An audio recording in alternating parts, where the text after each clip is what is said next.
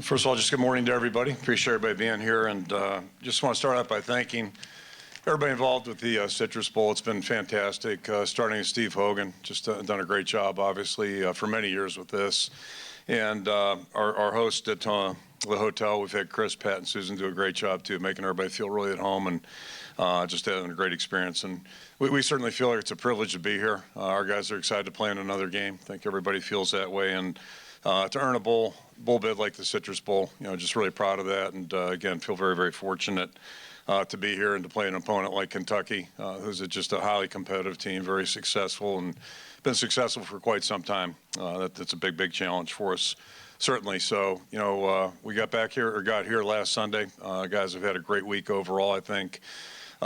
Certainly, Orlando lends itself to a lot of great activities, and the committee does a great job of making those available to our players. So I think they've done a really nice job of enjoying what Orlando has to offer, the Citrus Bowl offers, and then obviously trying to prepare and get ready for the football game as well. So, that's really been our goal coming to any bowl game, is enjoy the venue we're at, but also get ready to play a good game. And, anytime you're in a bowl game like this, you're going to play an outstanding team, and that's the case. Our captains this week, and our permanent captains, our team voted on this a couple weeks ago, are Tyler Linderbaum on offense. We've got Jack Campbell on defense, Jack Kerner, Matt Hankins, and then Caleb Shudak is our special teams captain. Matt Hankins, as everybody, at least in the Iowa meeting, knows, had surgery a couple weeks ago, so he's obviously done. Terry Roberts will not make the game. He's been, had a nagging injury here for, feels like about 4 months. It's been about 2, I think, but he's not going to be able to go, and Xavier Williams won't be able to go either. But otherwise, our entire team will be out there, and everybody's looking to, I think, ready to go about that. So. Just regarding Kentucky, again, we know we have our hands full. They're an outstanding football team. They've played well all season, got a lot of momentum coming into this game. And, you watch them, they're really impressive in every area. Offensively, defensively, special teams, very well coached. And they play hard, play tough, and, they play in a tremendous conference, obviously. So we know, we've got our hands full on that challenge.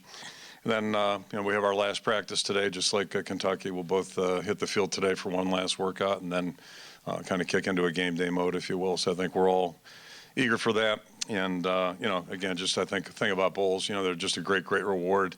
I've been around for a few of them now, and it just, and when Mark was a player, even in the 80s, they were really special. And I think that hasn't changed at all. And it's just a reward for a great season. So it's a tremendous opportunity for all the players on both teams to be involved in great activities, things you normally wouldn't get exposed to. And, we've had a great, great week, and it'll be better if we play well tomorrow. So, that's our goal, and we know it's going to be a tough challenge.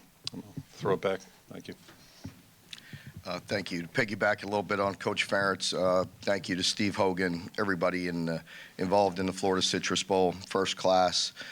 Treat us with great respect. It's the second time we've been here in a few years, and our players really enjoy it. So looking forward to getting to game day. Like Coach said, we will finish up our last practice here today and get ready to go. It's been a great week, but it's been a long week, and it's time to get going and get ready for this game. We're looking forward to the opportunity to play Iowa. I have great respect for Coach Ferentz. I've known Coach Ferentz for a long time in the Hawkeye program, being that I played there. So obviously I've followed them very closely and have great respect by the way they play, the way they're coached. They're extremely fundamental. They play extremely hard. And you always have an opportunity to win when you do that. Proud of our football team and the way we fought this year. Really, guys played very hard. They've been a joy to coach. So it's been a very good year, and looking forward to this last challenge here tomorrow. Our team is in relatively good shape. We'll see. We're going right down to the wire with a few guys as well as far as injury is concerned, but hopefully we'll be at full strength. So the guys have worked hard. They've enjoyed themselves. They really like being here. When we were leading up to this process and we knew that the Citrus was a viable option, the players were very excited about the opportunity to come back here. They really enjoyed themselves the last time they were here. Do you know you're going to play a great opponent coming from the Big Ten? So once again, we're excited. Guys have worked hard. I feel like we have a good balance of going through the week, enjoying the activities, enjoying Orlando, but also being very attentive in the meetings and having good quality practices. So it's that time, and we're looking forward to it. All right, we'll open up for questions. We'll start on the left. Kirk, Brian said that you guys have pretty much made up your mind at quarterback. Who will be the starting quarterback tomorrow? No, I guess you'll know at 1 o'clock, probably before that actually. But yeah, I really don't think it's that big a deal. I know it is to everybody been asked about it, but we have faith in both guys. Both have done a great job, and ultimately it's really more about how our team plays, quite frankly, and that's our goal, is to play good, team offense, and hopefully, be able to move the ball and score some points. Second row back, same side. Scott, we can get the rid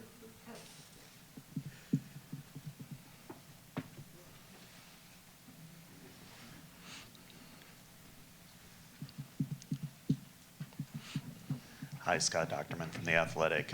I was going to ask that question of you, Kirk, but I'm going to change to a second one.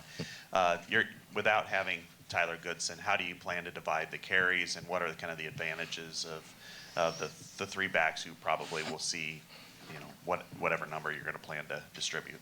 Sure. Well, when Tyler made his decision, really wasn't counting on Ivory to be available. So, our plan was just to go with Gavin and LaShawn, and we got faith in both those guys. LaShawn really hasn't played much, but he's practiced really well. I think, as you know, he's kind of caught our attention last spring, really started to ascend. And then getting Ivory back is just a bonus for us. And, happy to say he's had 2 good weeks of practice right now. So he looks like he's in shape and looks like he's going to be fine. And that'll help us on our special teams as well. So, the answer is we'll probably play all 3 of them, rotate them in there. And, there'll be certain situations we may favor one over the other. But, I feel good about the group as a whole. Yep. Stay up front, far left. Coach Ferentz, kind of building on that, in this room, say about 5 years ago, we were having a conversation leading into the Citrus Bowl about Leonard Fournette missing games and stepping away, and everybody quit clutching their pearls about that, so to speak. Now it's become more commonplace. As far as it pertains to you guys, and from your point of view, if you could talk quickly about Tyler's situation, stepping away from the game, and also kind of your general opinion about player mobility in the college landscape right now. Yeah, it's interesting. As you asked that question, I flash back on, I don't like to share private conversations a lot, but I got a text from Bob Stoops, who came out of retirement. And he texted me after about 3 weeks on the job and just said, I don't know how you guys do it anymore. And that's after a 5-year. So it kind of times up with what you're pointing out. And that kind of struck me because, I know things are changing, but I didn't realize it was that dramatic in 5 years' time. But really, it's just part of the landscape that we're living in right now. I think we're seeing a lot of things none of us would have thought maybe were going to happen or could happen 5 years ago are happening now. And, it's just the world we live in. The whole world's changing. Certainly how it affects college football players change. And first of all, I respect Tyler's decision. I respect Tyler a great deal. And I kind of look at it a lot. To me, it's like anybody, your job is to do your job and do it as well as you can day in and day out. And if you do that, when you walk away, you should be, feel good about things. And Tyler's certainly done that. And I appreciate the fact that he was prompt with his decision, allowed us to prepare, knowing that we wouldn't have him. And a lot of appreciation for that. I've heard of cases that weren't like that, and that would be a little different situation to deal with. But again, it's just a sign of the times. We're dealing with a lot of things we, maybe didn't deal with 4 or 5 years ago, and you just kind of roll with the flow. Yep. Mm-hmm. Thank you. On the 4th row and back on the aisle. Mark, could you just kind of update the situation with Josh Paschal, and do you think he'll be able to play in this one tomorrow? Yeah, I'm glad you Kentucky media woke up. I was enjoying my coffee, actually.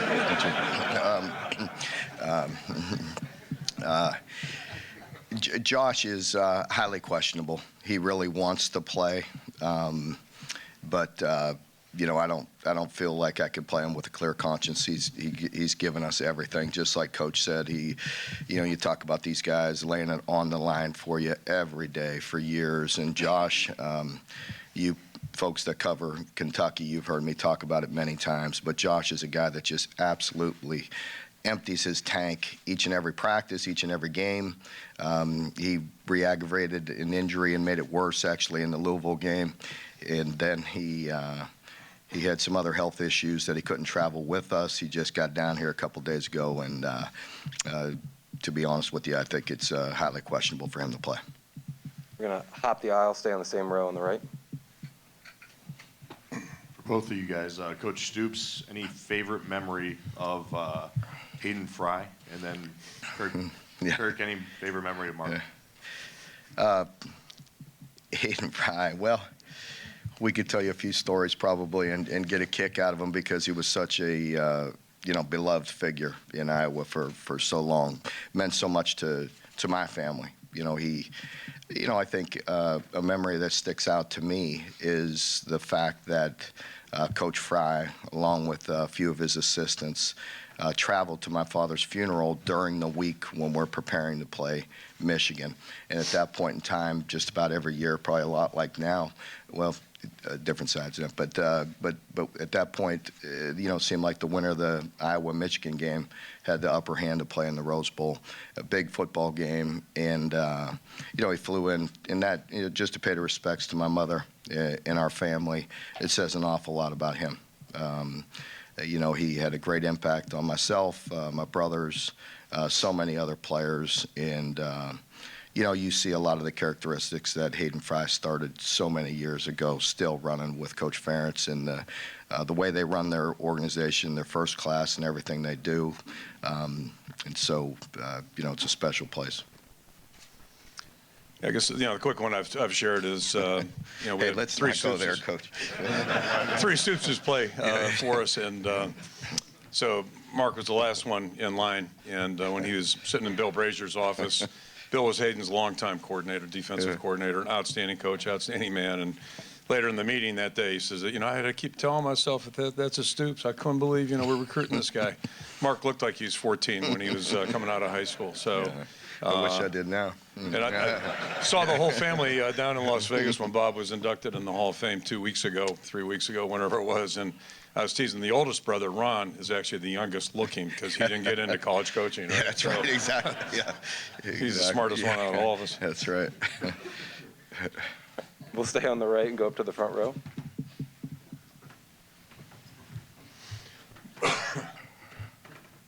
This one's for Coach Ferentz. I know you probably don't pay much attention to this, but the Big Ten is 5-0 this bowl season. Do you think that's an accurate reflection on the overall strength from the conference? Yeah, honest answer is the only game I'm worried about is ours, quite frankly. Not to be self-centered, but that's really, my responsibility and our responsibility. But, we play in a great conference, and we knew that, especially knew it this year. Week in and week out, there were no easy games, and I think that's probably one thing I've noticed coming back, after a 9-year layoff from the Big Ten, just the competitiveness week in and week out. We've expanded. It's a tough conference, but, you look around college football, there are a lot of conferences. These guys play in a really tough conference also, and it's, I think that's one of the attractions of college football. There aren't not many layups out there, that's for sure, at least uncontested ones. Back over on the left, second row.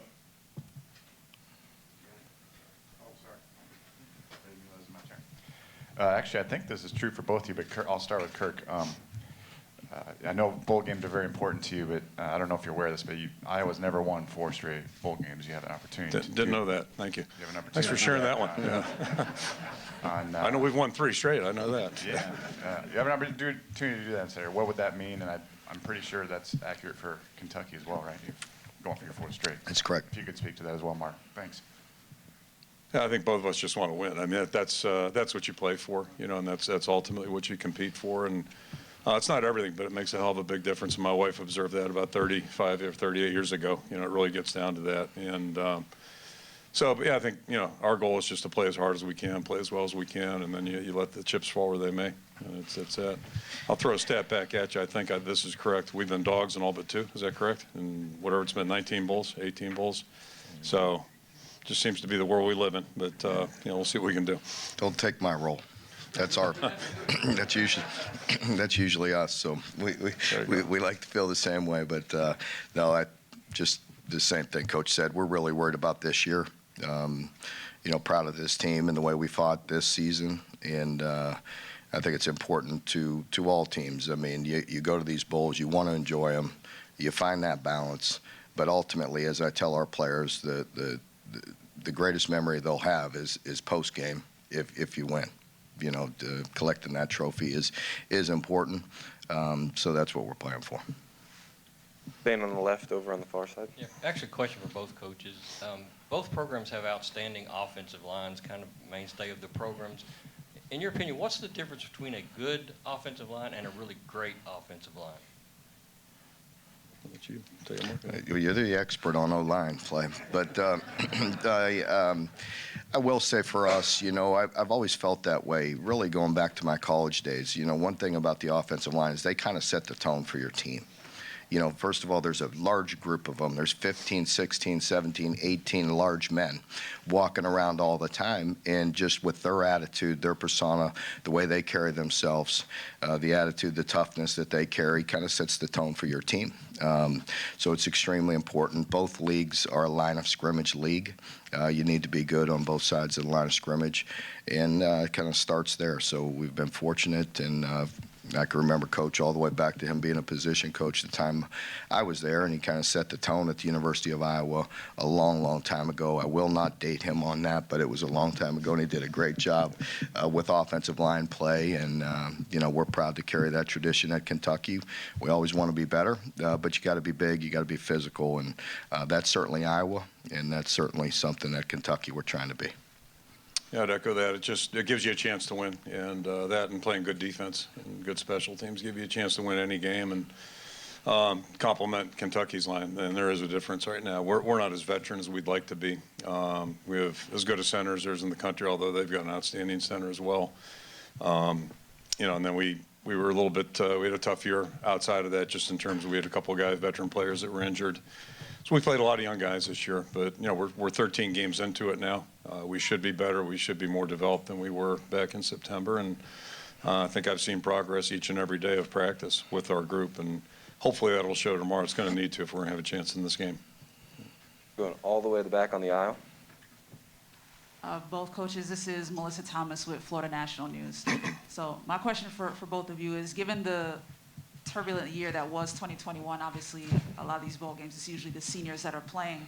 Kind of talk about the importance of you guys instilling leadership in those players and the leadership you've seen them exhibit with their teams. Thanks, Coach.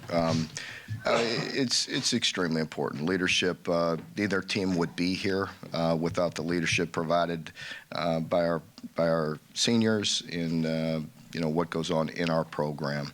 And I think that is going to carry through tomorrow.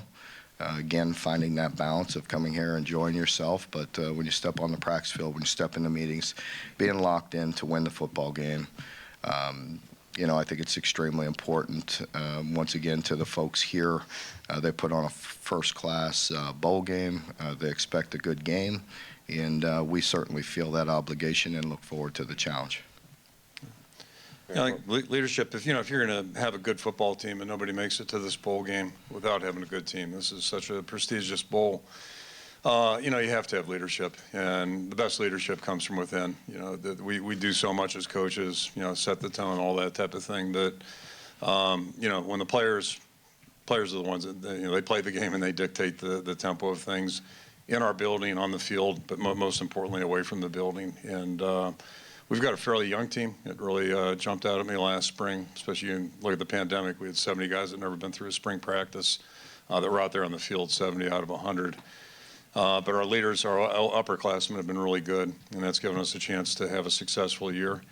And I think in football especially, football is so unique as a sport. It's one guy's not going to lead you to a championship. It's impossible in any level, pro, college, high school, whereas in other sports you can see that happen.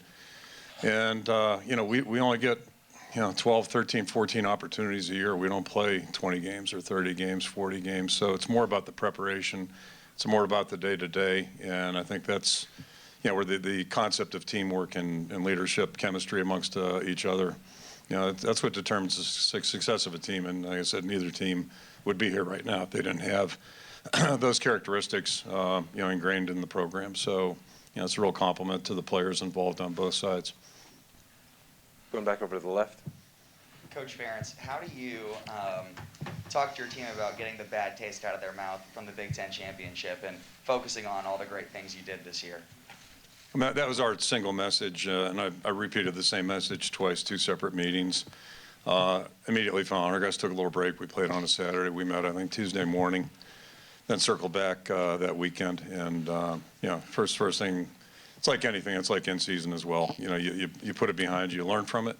Anything you do, you learn from it, you examine it, learn from it, move on. And our focus has been, hey, we've had a great year. We've won 10 games. I think it's the 10th time in Iowa football history.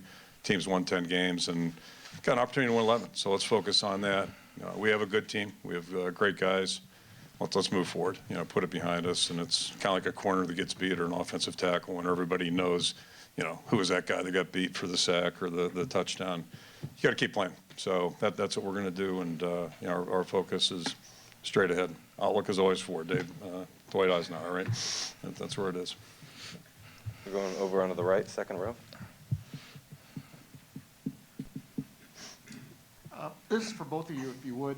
Having both won 3 straight bowls, what's the difference in the months that follow in a program after you've won one as opposed to not winning or not even playing in one? I'll say the next 3 days are pretty damn good. Because you don't have to work, all right? You're done. And, you can actually finally, for one time in the season, really enjoy things. And, because what we do, we're always kind of, like as pertains to the last question, we're looking forward. What's the next challenge? What's the next thing to get ready, et cetera. This is the one time of year where you can really just, when we get on the plane tomorrow, I'll go home and there's no agenda, no itinerary. So it's going to be nice just to, look back a little bit. So, it's a hell of a lot better after one, I can tell you that. So, you learn that when you're in 3rd grade, probably. So normally we have the 24-hour rule, right? Really about 12. By the time we get home, we got to bury that game and get ready to go to work the next Sunday. So just like Coach said, maybe we can enjoy this one for 2 or 3 days. But I think that's the same thing, just momentum, maybe helping you a little bit, enjoying a little bit of time as we try to decompress and rest up a little bit and give your staff a little bit of time and your team a little bit of time, give you a little momentum heading into the winter and into the spring. But other than that, it's just like any other game. The highs are high and the lows are low. So always trying to end on a high note. Going to the back again on the aisle. For both coaches, but getting off to a good start tomorrow and kind of putting the pressure on the opposition, what would that mean for your ball club, Coach Stoops? I think it's important, but I think with both teams, that you wouldn't be here if you didn't have the resiliency to continue to fight and to finish. It's about finishing the game, and starting is important, but finishing it is probably more important. Echo the same thing. It'd be great to get off to a good start, but chances are it's going to be a 60-minute game. That'd be my guess. Yeah. We don't play many that aren't that way. If we have a lead. Ditto.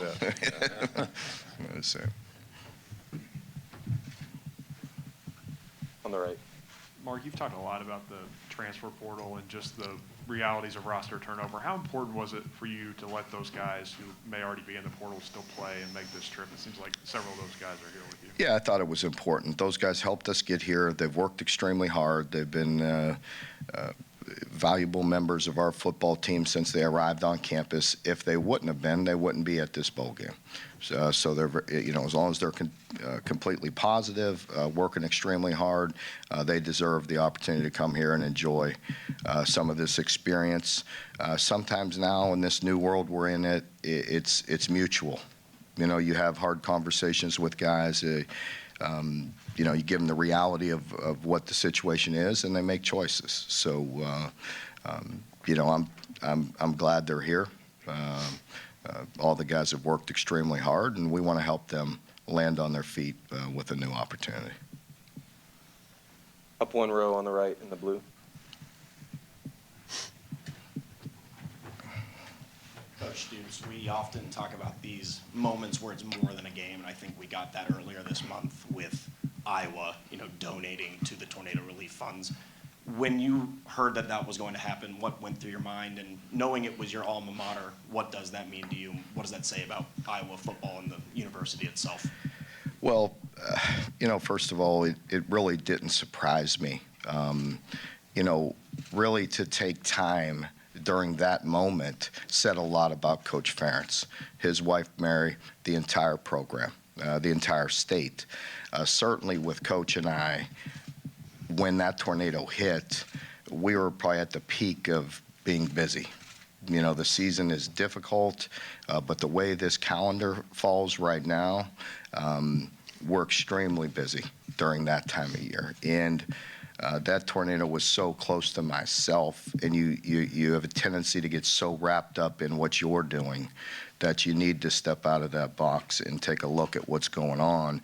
And that was certainly for myself, and it was so close to me.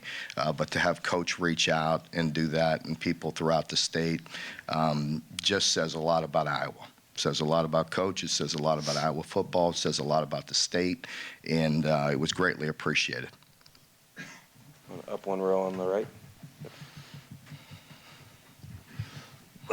Hi, Coach Ferentz, Andy Sabo, Big Ten Network. I know you haven't faced Kentucky, but you have seen guys like Will and Wandell in a Big Ten capacity. So can you kind of speak to? Yeah, thanks for reminding me. Thank you. Yeah, can you speak to? They've gotten better too, by the way. Yeah. So Yeah. what kind of advantages are there to having faced them? I don't know if it's an advantage. We just, we know they're good players, and I'm serious. I think they're playing at a really high level right now. They played well at their previous schools, but they're playing at a really high level. So it's, there are a lot of challenges for us tomorrow, but those are two of the guys that come to mind. Throwing the running backs, throwing the offensive line. I mean, go right down the list. They've got a lot of really good players, but how they're utilizing their talents and abilities, it's very, very impressive, and they're very explosive. Yep. We're going back to the left to Scott. Yeah, this question's from Coach Stoops. Have you ever had a quarterback before eat a banana whole? And what did you think when you saw that from Will? I've really just dismissed that question, to be honest with you. I think Coach and I are a lot alike when it comes to that kind of stuff. But so be it. If he wants to eat a banana with the peel on, go for it. As long as he continues to practice and play the way he does, then whatever fuels him, I'm good with. But he's a character. But I tell you, he's wired the right way. And one thing about Will is he may have a little fun with social media and doing things of that nature, but he is all business. The minute he walks in our building, he is wired correctly. Probably puts too much pressure on himself. He really is a super competitive guy. Works extremely hard in the meeting room, studies, works, plays that way, lays it on the line for his teammates. If he has to lower his shoulder and try to get tough yards, he'll do it. So he's really playing at a high level, and we're appreciative of that. Up in the front on the right. Mark, do you see many similarities between the way Iowa plays defense now under Phil Parker compared to when you guys played under Bill Brazier? I do. With Phil, and his staff and coach's staff and what they do and the way they play, I'll be honest with you. I'll tell you a story. When we first started, we were obviously finishing recruiting, and I knew we were playing the Hawks and all that, and then we started watching film, and immediately it put a smile on my face. Well, it was a frown and a smile, because the frown was, oh damn, they're pretty darn good, and but the smile was, I love the fundamentals of the game. And Phil in his defense and the entire program, you see that the minute you put on the film.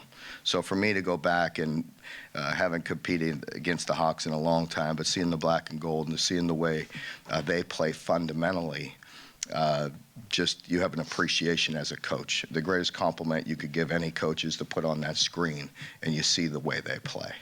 And they play extremely hard, and they play extremely fundamental, and their scheme is fantastic. So you put all that together, it's a pretty darn good product. Going back over to the left. Kirk, you touched on it a little bit, but could you describe him as a player? Not very good. I wasn't there for his whole career, but no, he was an excellent football player, and I'll go back to Bob. Bob was the first Stoops I was introduced to, and Mark just mentioned Phil Parker. I always looked across the field at Phil Parker at Michigan State and thought he could be a Stoops. So my point is, like, all four, the guys I know, the three Stoopses, Mark included, and Phil, were smart, tough players. You know, they maybe weren't as gifted as some other guys. They didn't go on and have NFL careers, but they played the game the way it's supposed to be played. They really knew what they were doing, and they're physically and mentally tough. And Mark was the same way. Just had a great career, great leader, just an outstanding individual. And you know, the University of Iowa was, you know, just so fortunate to have Mark and his brothers, you know, have been former players. Just great people. And I'm not surprised at all at the success everybody in that group has had in the profession. You know, coaching. It's great for coaching that they are involved, and not only as good coaches, but the kind of people they are. And that's probably more important, in my opinion. Just time for a couple more. We're going to go on the back right.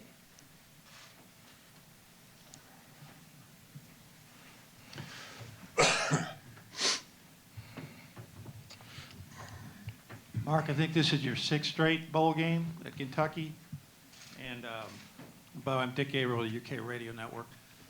It seems like in bowl season, every once in a while, a team shows up kind of flat, and the game is reflected that way. I'm not going to ask you to comment on anybody else's team, but it seems like win or lose, your teams have always played hard and played about as well as they can. Why do you think that is? I think you say that about both teams. Because of the pride in the leadership in the organization, I think that's a big piece of it. Just like Coach mentioned earlier, really the same at Kentucky, you want to be player-led. It starts with them. It's the way they come prepared, you know, what their mindset is, you know, and we work on that from day one, you know, in the summer all the way through. And you know, I think there is a fine balance in bowl games. You want them to enjoy it, but again, there has to be a discipline, and you have to be serious when you get into the meeting room and on the practice field. And our players have responded. Hopefully, we'll do that again. All right, last question will be on the left, third row. Hey, for both of you, what is a trait about the other or about the other's teams that you maybe envy or wish you could replicate? For me, it's as I mentioned earlier, it's the respect I have for the way Iowa plays. I want opposing coaches to put on the film and feel the same way about our team. And that's a team that is fundamentally sound, that plays the game with great technique. There's a lot of cute stuff you can do, but it's about being physical and being fundamental and playing extremely hard. And yes, we have to put them in a position strategically to be successful. But the game of football is not going to change. It's about blocking. It's about being physical. It's about getting off blocks and containing the football and playing with leverage and all the basics. And that's what you see when you see Iowa, and hopefully that's what you see when you put on the film on Sunday after we play this game. Yeah, I'd echo the same things, and I think couple thoughts. I mean, I think it's almost like looking in the mirror. We don't run the same exact schemes, but I think there are a lot of similar traits in the programs. And you know, the guys compete. They play hard, compete, and they make you earn things. They make the opponent earn what they get. And that's I think, a goal any coach has anytime you play. And I'd also echo, you know, you don't get to a game like this by luck, you know, or by chance. It just doesn't work that way. It's a season long of you know, hard work and guys doing things well. And the other thing I think, you know, maybe mirrors is just the success long-term of the programs. And I'm not an expert on college football. You know, I kind of pay attention to some stuff, but I don't know how many coaches have been in one program for 9 years. It's probably a small number. You know, it probably is a small number. And I'm not an expert on Kentucky football history, but I'd you know, bank this has been a pretty good run. And I don't think that happens by accident. And I think both of us would agree a lot of that goes back to our roots. You know, in the 80s, you know, at Iowa. It just gave us a good foundation to build off of and at least have a clue, you know, what it takes to be successful on a continual basis. Gentlemen, thank you for your time. Good luck tomorrow. Thank you. Thank you. Thank you.